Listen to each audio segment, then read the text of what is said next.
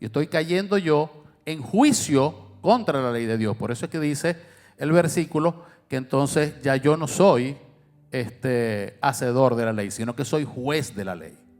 Y yo vengo ahora a juzgar. Romanos 13 del 9 al 10. Dice, porque no adulterarás, no matarás, no hurtarás, no dirás falso testimonio, no codiciarás, y cualquier otro mandamiento en esta sentencia se resume como amarás a tu prójimo como a ti mismo, y el amor no hace mal al prójimo. Así que el cumplimiento de la ley es el amor. Cuando yo murmuro, pregunto, cuando yo murmuro de un hermano, ¿le estoy demostrando mi amor hacia él? Entonces estoy infringiendo la ley y me estoy transformando en un juez. Y por supuesto estoy infringiendo la ley de Dios.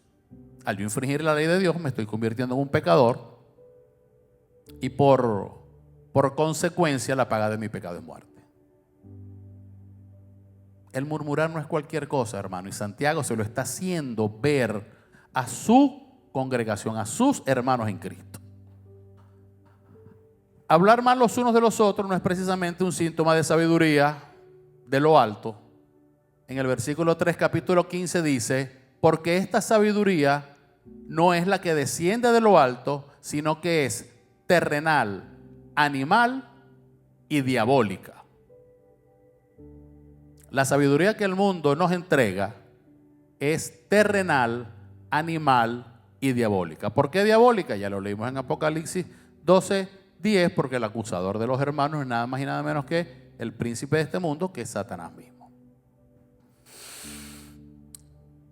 Hebreos 12:23 dice que el único juez con derecho a emitir un veredicto contra alguien es Dios, nadie más. Entonces, ¿quién soy yo para juzgar a nadie? Simplemente un usurpador. ¿Cuál fue el pecado original de Luzbel, de Lucifer? Ese, el querer usurpar el lugar de Dios, el querer ser igual a Dios, el orgullo, la arrogancia, la soberbia, ese fue el pecado de él. Y nosotros estamos intentando, estamos queriendo hacer lo mismo, usurpar el trono del juez, juzgando a nosotros mismos. Estamos diciendo, Señor, dame un chance que vos no sabéis juzgar a este caballero, a él lo voy a juzgar yo.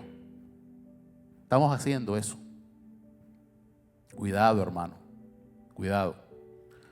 Versículo 12 dice, uno solo es el dador de la ley que puede salvar y perder.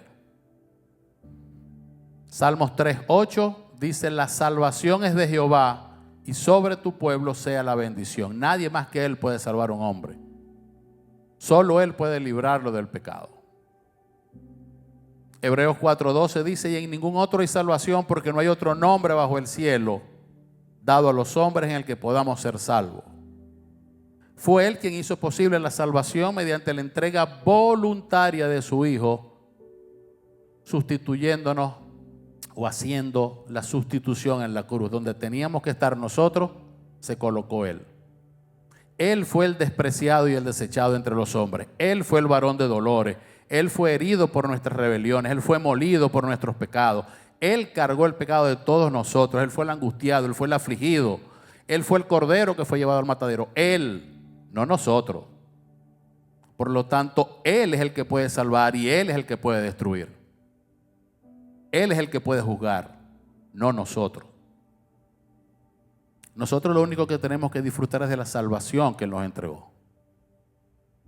Regocijémonos en eso. No queramos ir más allá de lo que nos corresponde hacer. Y el Señor pregunta, ¿quién eres tú para juzgar a otro? ¿Quién eres tú ante Dios? Vamos a meditar aquí un segundo, hermano. Nosotros ante Dios, ¿quiénes somos nosotros? ¿Qué somos nosotros?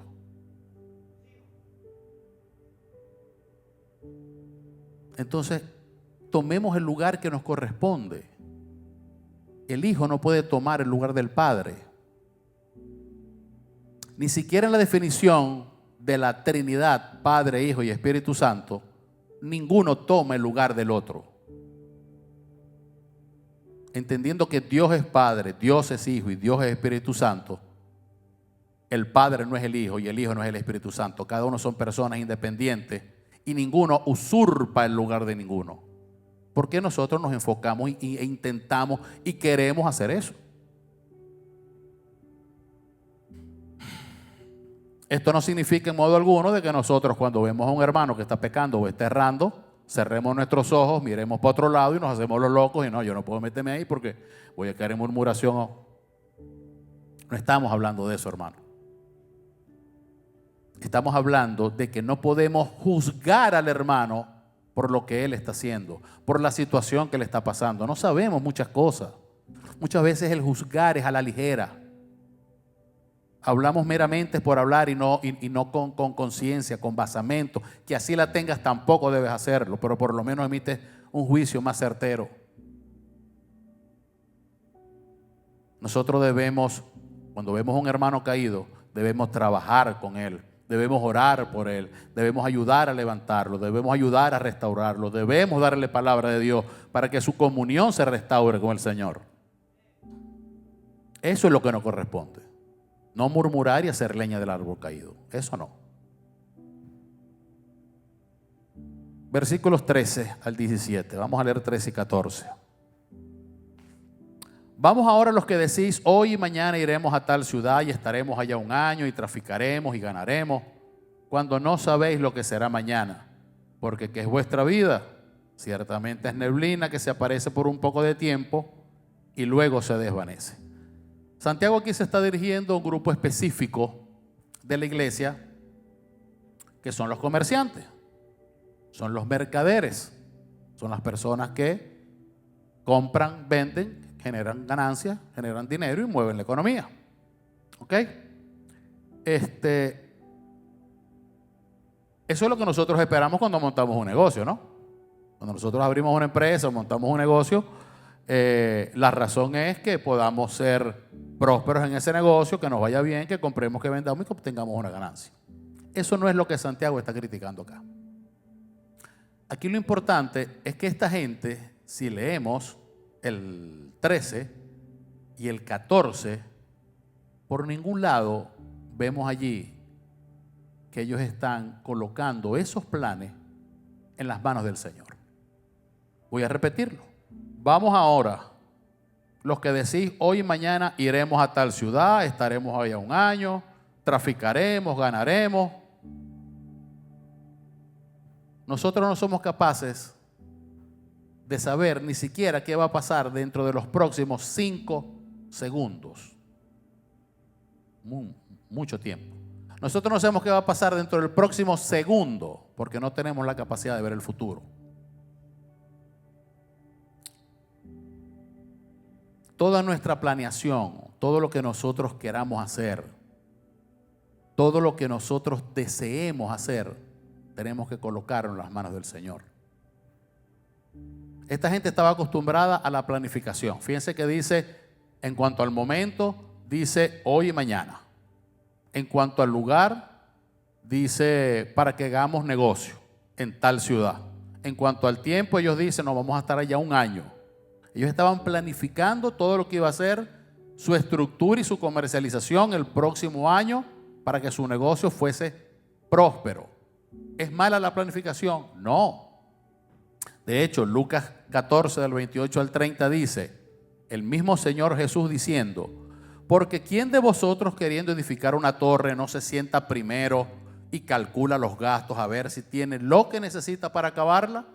No sea que después que haya puesto el cimiento y no pueda acabarla, todos los que lo vean comiencen a hacer burla de él diciendo, este hombre comenzó a edificar y no pudo acabar. El Señor nos manda, nos ordena, nos indica que tenemos que planificar antes de comenzar cualquier cosa.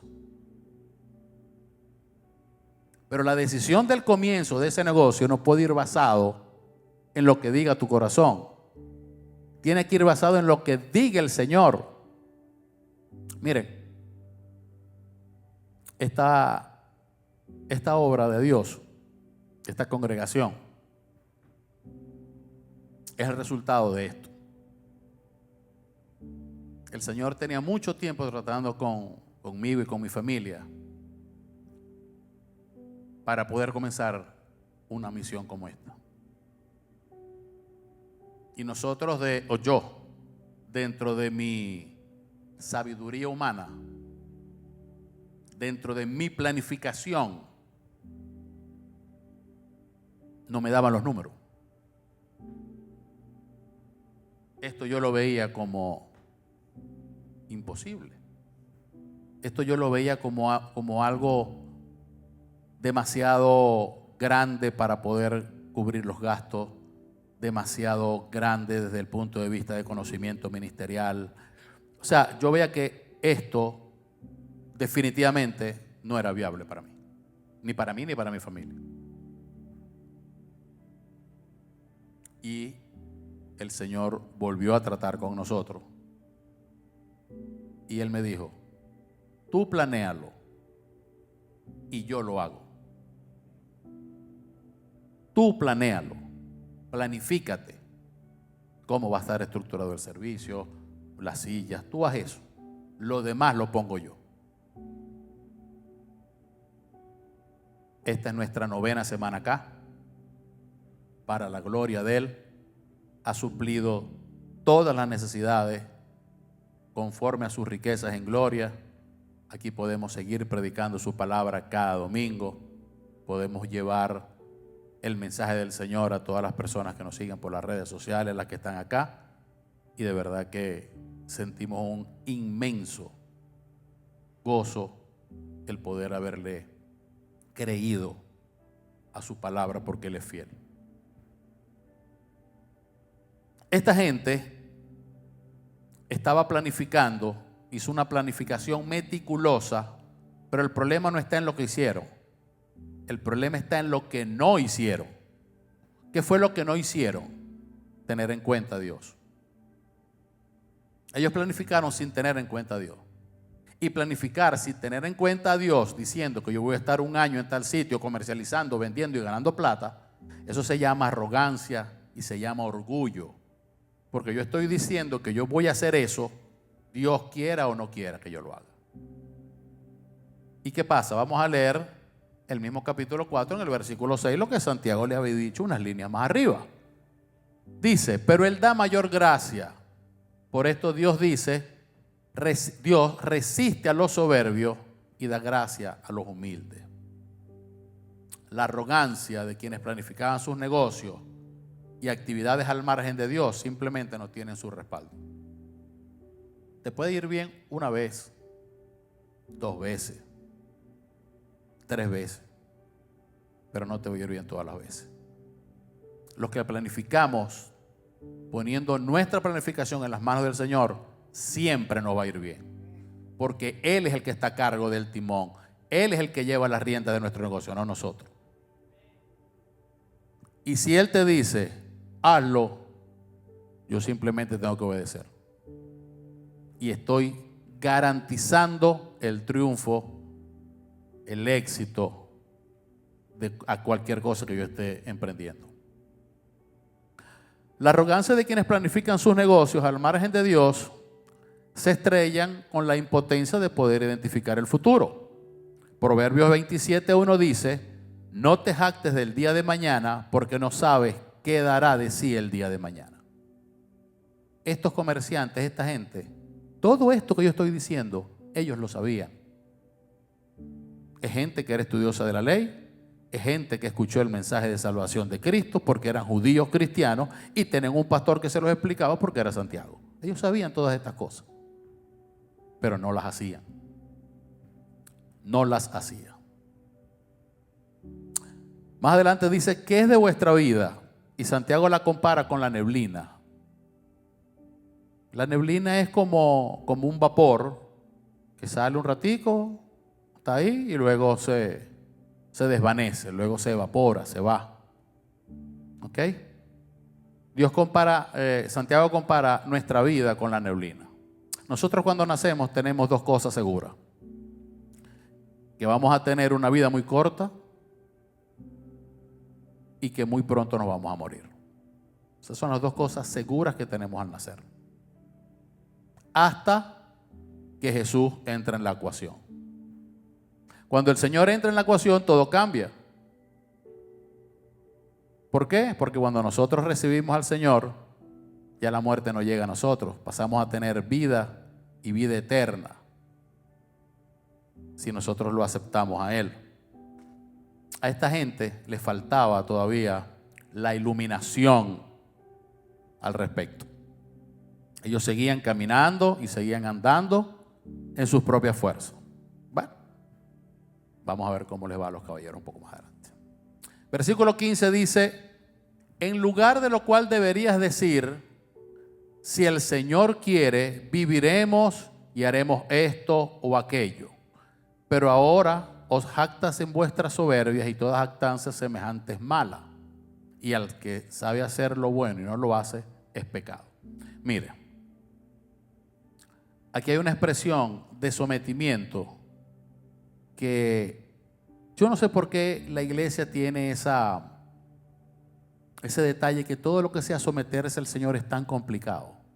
Siempre nosotros le queremos buscar las 5 patas al gato. O sea, si yo digo que yo me someto al Señor, entonces esa palabra sometimiento, estoy denotando que soy de carácter débil, estoy denotando tal vez que soy sumiso, que soy callado, que la gente puede hacer conmigo lo que quiera. Me da miedo dar esa impresión cuando yo acepto que tengo que someterme.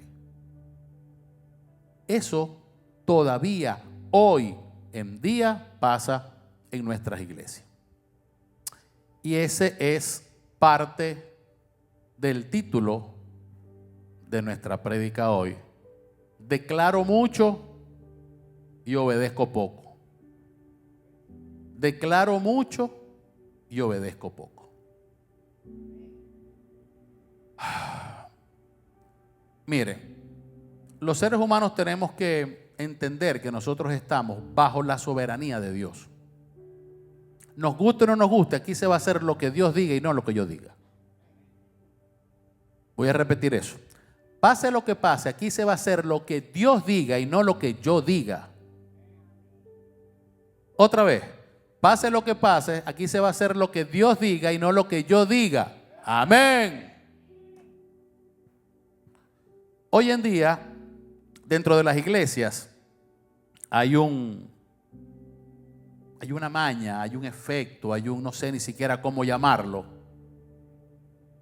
que es el yo decreto, yo declaro, yo profetizo, yo mando, yo ordeno.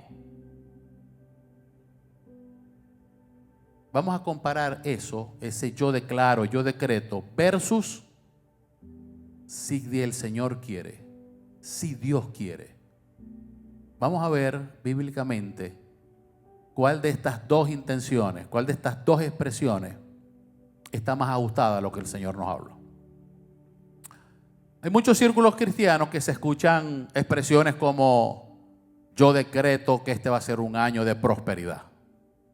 Porque la mayoría de esos decretos y declaraciones van unidas, ligadas con un cordoncito, con una cabulla, a todo lo que tenga que ver con mi beneficio económico. Yo declaro que mañana todo va a cambiar en el nombre de Jesús. Yo te declaro sano por la sangre del Señor. Yo decreto que este va a ser un año de bendición y de prosperidad y nos va a ir mejor que el año pasado. Yo declaro, yo decreto. La Biblia enseña en Romanos 4:17 que solo Dios llama las cosas que no son como si fueran. Y ahí estamos pelando la trilla por primera vez. Eso es lo que hacían estos comerciantes. Yo voy para allá mañana y voy a estar un año y voy a comercializar y voy a traficar y voy a ganar y voy.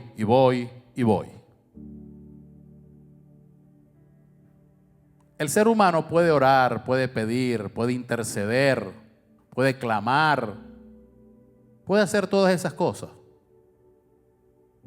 Pero en su responsabilidad, en su derecho, no está ni declarar ni decretar nada.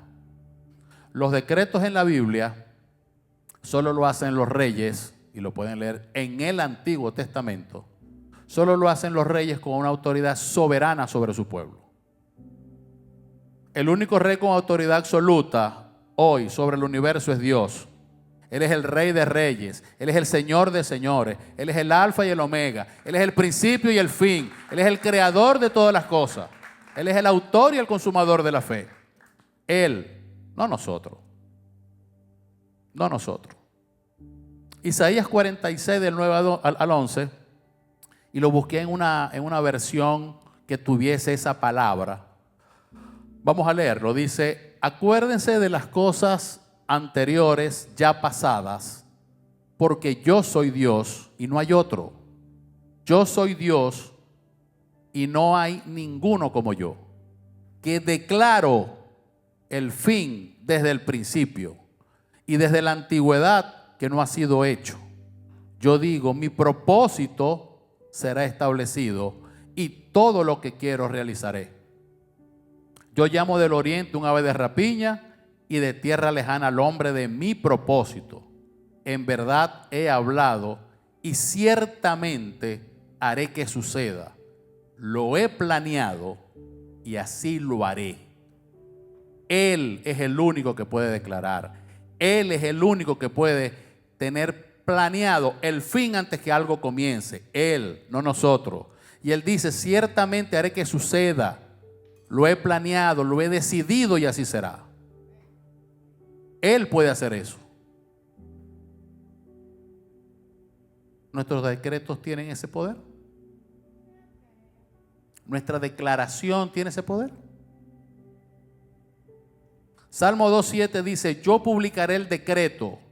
Jehová me ha dicho, mi hijo eres tú, yo te engendré hoy. Esto es una prueba de lo que acabamos de leer en Isaías. El Salmo 2 es un salmo mesiánico, es un salmo que habla de la llegada del Señor.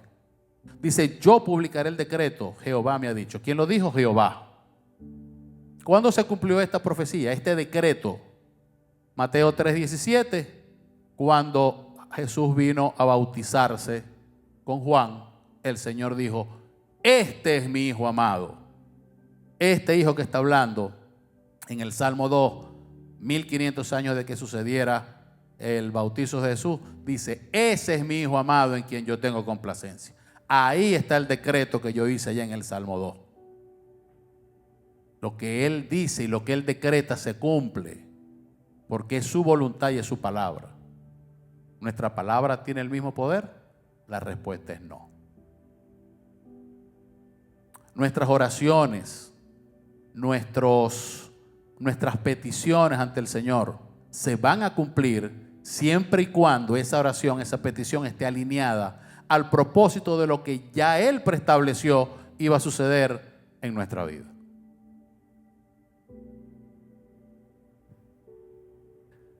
La fe no es imponer mi necesidad, sino depender de quien tiene la soberanía de hacer que eso se cumpla. Esa fe no dice yo decreto lo que va a pasar. Esa fe es la que dice, Padre, hágase tu voluntad aquí en la tierra como en los cielos. Cuando los discípulos le dicen a Jesús, Señor, enséñanos a orar, leamos la oración modelo que está en la Biblia. Yo no leo allí por ninguna parte a Jesús diciendo, mis hijos digan, yo decreto en el nombre de Jesús, que si yo declaro con mi boca, yo no leo ahí eso. Yo leo otra cosa. Jesús mismo en el Getsemaní, miren, Jesús estaba pasando por un momento tan difícil en el Getsemaní, tan complicado desde el punto de vista de estrés corporal, que él sudaba sangre. Él sudaba sangre porque él sabía lo que iba a pasar mañana.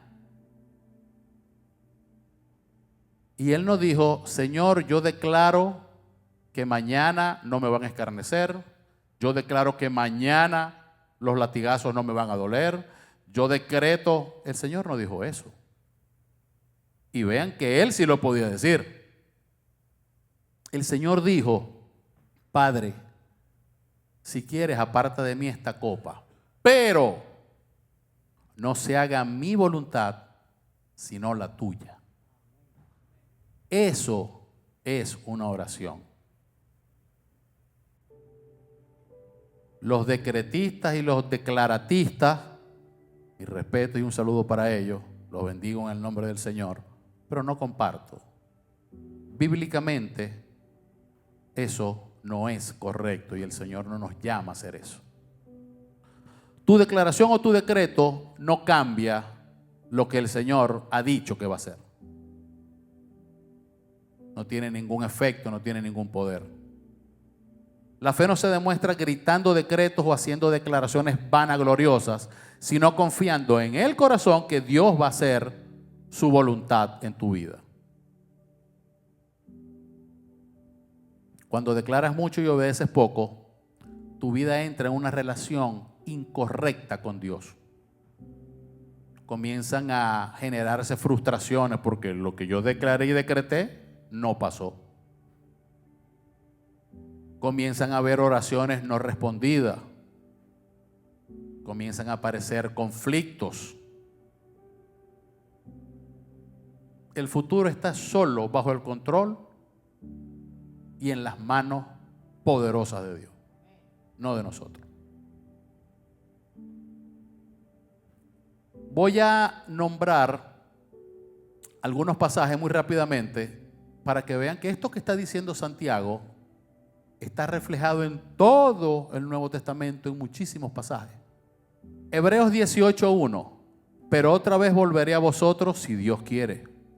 1 Corintios 4:19, pero iré pronto a vosotros si el Señor quiere. 1 Corintios 16:7, pero no quiero veros ahora de paso, pues espero estar con vosotros algún tiempo si el Señor lo permite. Filipenses 2:19, espero en el Señor Jesús enviaros pronto a Timoteo. Filipenses 2:24, confiemos en el Señor que yo también iré pronto a vosotros. Hebreos 6:3 dice, y esto haremos si Dios en verdad lo permite. La vida cristiana no establece que debemos vivir bajo las tradiciones, sino una vivencia permanente y personal con Cristo. Pablo dice, porque para mí el vivir es y el morir otra vez, todo. Porque para mí el vivir es Cristo y el morir es ganancia. Yo tengo que vivir bajo la ley de Cristo, bajo la ley del amor del Señor y bajo los preceptos y mandamientos que Él me ha enseñado. Versículo 17 dice que el saber hacer lo bueno y no hacerlo es contado como pecado.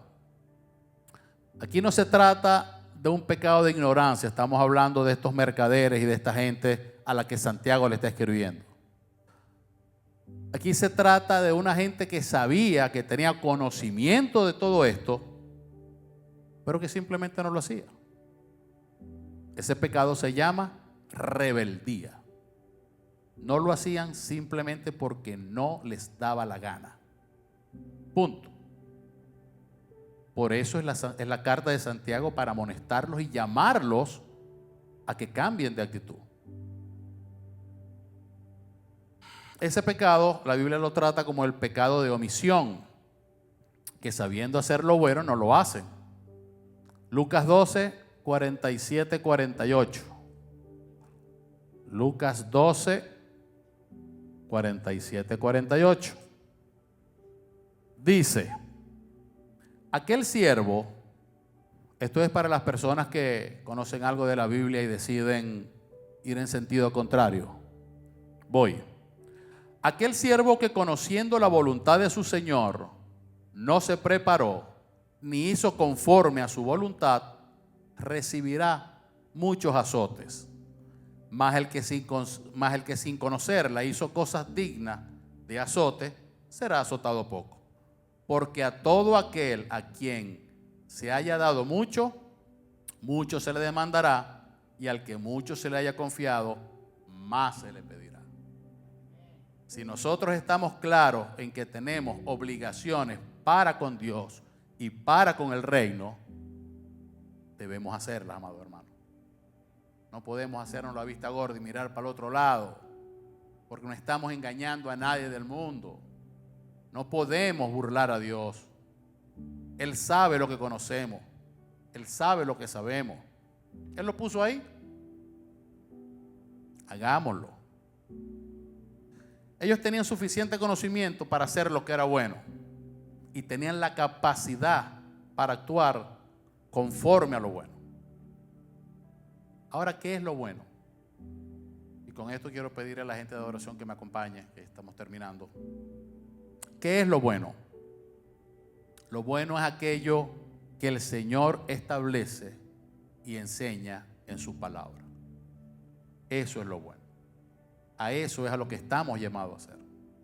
Nosotros no estamos llamados, amados hermanos, a hacer lo que queramos.